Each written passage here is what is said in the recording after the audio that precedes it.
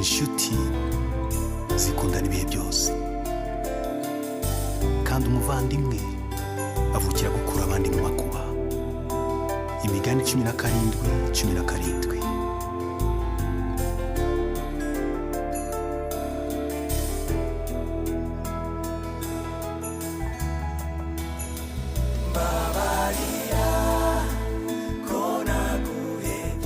Yesu nashimwe cyane. Nanone bene data, inshuti z'umusaraba, turi kwiganira ku ijambo ryo kwizera, ariko kwizera utabona n'amaso, ahubwo kwizera kugaragazwa n'imirimo.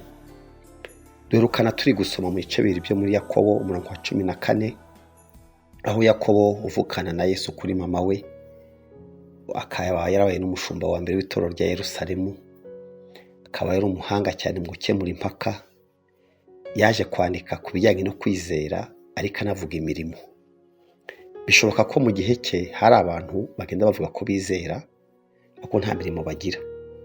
Nawe aravuga ati, abavuga ko bafite kwizera bazaze bahure n'abafite imirimo, none nguwo aze atwereke kwizera kutagira imirimo uko gusa, natwe tumwereke kwizera kugaragazwa n'imirimo.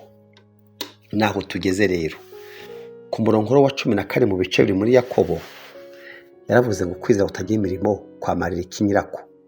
Ntacyo kumumariye nyine, kuko twibuke ko twasanze urugendo rwo kwizera ruhera mu kumva, cyo wumvise ukakizeza umutima, ukacyatuza umunwa, ukagikora, ukabaho.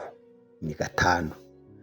Wumvise, wizeye, watuye, wakoze, wabayeho. Wakabaza ati rero, niba nta mirimo wakoze ifitanye isano no kwizera kukurimo, we kubeshya abantu ko ufite kwizera. Inshuti zikundana ibihe byose, kandi umuvandimwe avukira gukura abandi mu bibi. Umurongo wa 15 n'uwa 16 rero yaravuze ati, atanga urugero ati, ibaze nk'umuntu aramutse akuje imbere afite imbeho nyinshi, abuze n'ibyo kurya by'iminsi yose, hanyuma rero ukamubwira uti, genda amahoro, ususuruke cyangwa se ushire imbeho kandi uhage. Yakobo akavuga ati, umubwiye ayo magambo, icyo yaje akeneye, yaje afite imbeho, aza afite inzara. Uramubwiye ngo nagenda asusuruke ahage. Undi we akamufata akamuha ikote ryo kwambara cyangwa umupira, akanamugaburira. Muri abantu babiri ninde ufite kwizera? Yakobo akavuga ati, ufite kwizera ni uwo nguwo wagiriye wa wundi neza. Nayo mpamvu Yesu yaciye umugani w'abafarisayo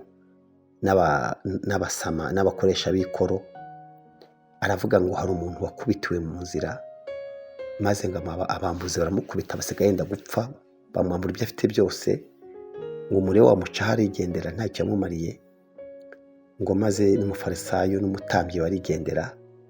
Ariko Yesu ngo umusamariya w'imbabazi munyuzeho, ubwo umusamariya ntacyo apfana nawe, aramureba, amugirira impuhwe, amwomora inguma, amujyana kwa muganga, arishyura. Aravuga ati, ibisigaye nzabyishyura n'ingaruka, ariko umuntu azakiri.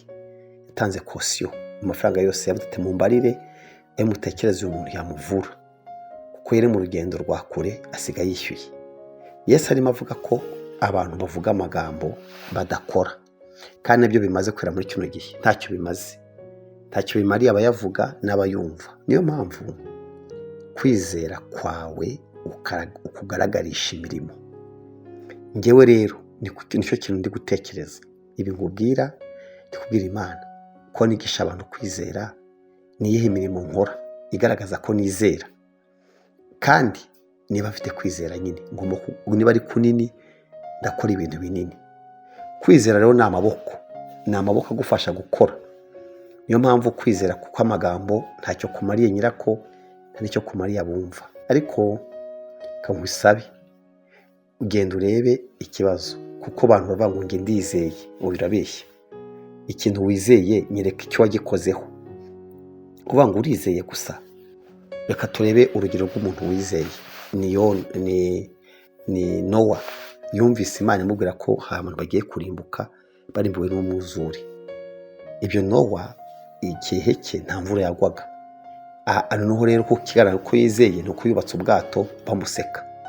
Ikigaragaza yuko yizeye ni uko ubwato bwuzuye imvura ikaza kugwa. Ariko umuntu uvuga amagambo arabeshya. Reka rero dusenge ahubwo tujye gukora ibyo twemera, ibyo twatura n'ibyo twizeye. Mana yacu tubabarire, twagiye tuvuga kwizera nk'amagambo ariko ntitwagira kwizera kugaragazwa n'imirimo. Kandi Bibiliya itweretse ko kwizera kutabaho, kwizera kutagira imirimo ntikubaho. Niyo mpamvu nsabye umuntu wese turi kumwe kugira ngo ajye gukora ibingana n'ibyo yizeye akabyatura. Urakoze Mana mu izina rya Yesu, amen. Mubabarane n'abababaye, munezeranwe n'abanezerewe, niko ijambo ry'Imana rivuga ariko sinaryujuje.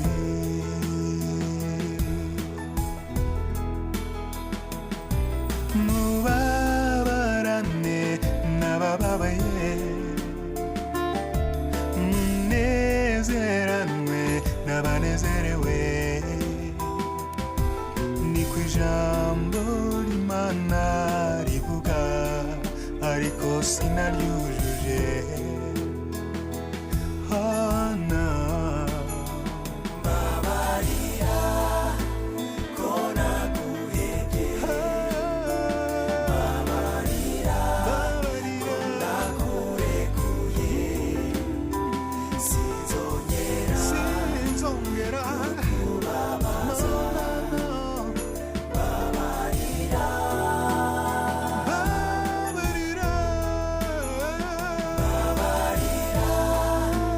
ko naguhebye, babarira ko nakurekuye, sinzongera